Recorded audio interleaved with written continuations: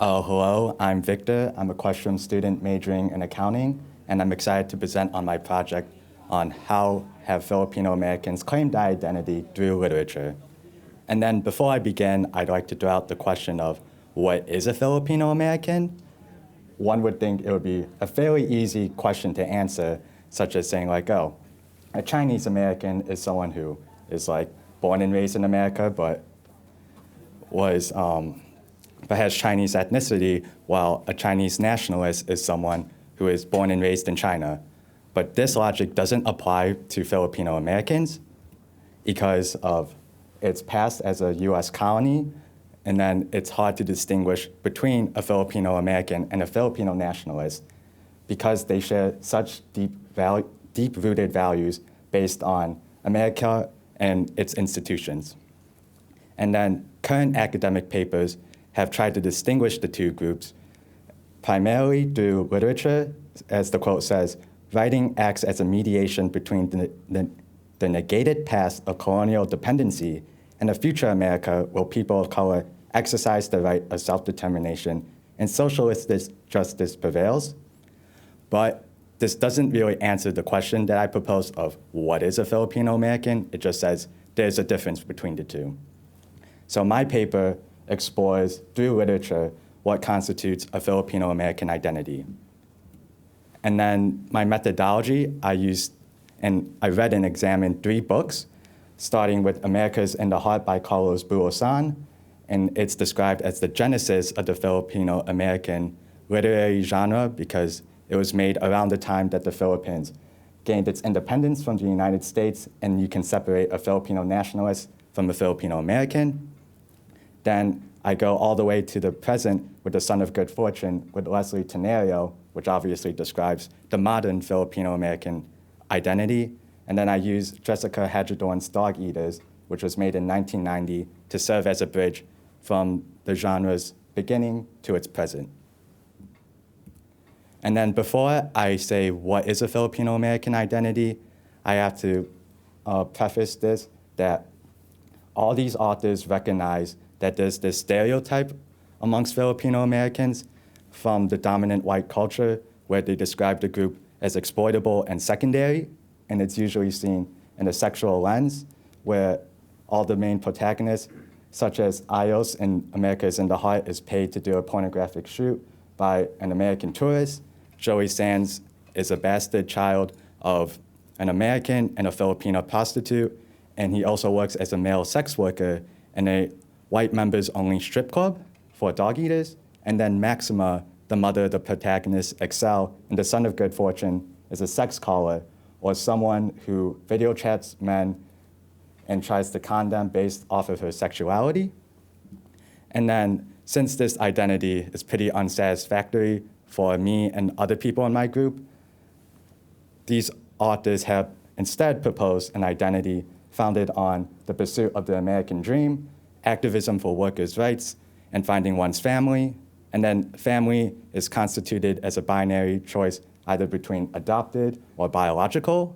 And then all these authors express it through their main characters, as I said on the previous slide, but again, I'll say on this slide. Ayos is the main character, is America is in the Heart. Excel is the protagonist in The Son of Good Fortune, and Joey Sands is a protagonist in Dog Eaters, but there's another protagonist in the Avila family. So I'll go through book by book the plot and how these themes come up and resonate with me. So the first book, America is in the Heart, is about Ayos being born and raised in the Philippines, but experiencing oppression there. So he immigrates to America to live out the typical American dream of being free and then pursuing whatever he wants. But then he notices that this oppression amongst Filipinos still exists in America, so he becomes an idealistic activist by being a communist activist who wants to raise up the Filipino American people from their oppressed state to an elevated one. And then also another motivation for Ayos to immigrate to America is to reconnect with his blood-related brothers, Macario and Amado, who immigrated to the US before he did, and then he wants to reconnect with them, as I said. But then also, Ayos dismisses any form of an adopted family, even those that he works with amongst his activist groups, because he sees himself as above them, ironically. So Buo-san fully supports only blood-related family. And then the second book that I looked at was Dog Eaters, which is a fictional story commenting on the dictatorship of Imelda and Ferdinand Marcos in the Philippines. You would say like, oh, I thought it was about Filipino-American identity, but it still is because the author is a Filipino-American, but she just wants to comment about the people that she sees still living in the Philippines. And then to begin with, since there's a dictatorship who's been described to be very American in the book, it comes across as very capitalistic and selfish because those characters only care about making monetary profits, such as building Hollywood studios and theaters. And then Joey also adopts that mentality. Also, there's the Avila family juxtaposes against this selfishness because they want to pursue a society above a dictatorship, and that's seen through Senator Avila openly opposing the president and the first lady. But since obviously dictatorships don't like to be criticized, he gets killed off, and then his daughter has to take up his movement, but she does it more covertly to not be assassinated. And then, as I described before about Joey, he was born into a terrible life biologically, and then the same is also true with Daisy because she becomes a political target based off of her father's actions, and she never has agency over her life because of that.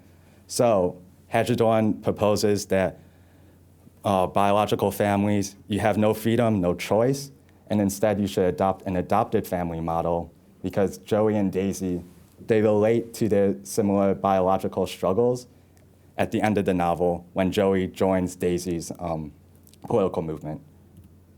And then lastly, the son of good fortune, the character Excel is an undocumented Filipino-American, and he has the idea that his mother doesn't love him because he abandoned his family in a moment of crisis when his grandfather was dying of a heart attack. So Excel moves out from his biological family and tries to create an adopted one. And that's his American dream, to create a family where he can protect them, unlike his mother did for him. And then that's seen through his interaction with his coworker Z, where he views him as like a father figure, and he tries to raise the money for him to leave the country and then reconnect with his biological daughter in Serbia. And then you would think that Tenario is proposing just adopting a family that isn't biological, but that isn't the case because at the end of the novel, Excel realizes that Maxima only abandoned his family because that was the wish of his grandfather because they didn't want them to be deported. So Excel wants to love both his blood-related and adopted families. And then for me personally, I resonated with the optimism of the American dream is in America's in the heart, Hagedorn's view of activism for workers' rights, and finding one's family in the son of good fortune. But I came to realize that you can't have like a ubiquitous identity for the entire group because similar to the stereotype that I was talking about before, no one likes to be put in a nice box where they can't deviate from. So I learned that the themes that I proposed before can only be guiding principles for the group to explore and decide upon, and that there's this beauty of being in solidarity with others, but you have the freedom to rise above it and be your own individual. And I'd like to thank my professor, Maurice Lee, for advising me on this project, and Dr. Travis Finks, and Professor Takeo Rivera for helping me come up with this thesis, and all my family and friends for supporting me.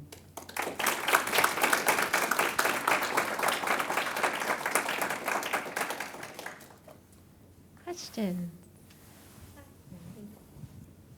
I'm curious, have you read any of these texts before you started this project? Were you familiar with them? And did they I did not actually. That was the whole idea of this project because I came to want to explore more about my Filipino American identity during the pandemic, but then I didn't know how to, so I asked my advisor, and he's like, "Oh, you should read these books because they're so pivotal to understanding how the group formed their own identity and if you can relate to it." Awesome. Thank you.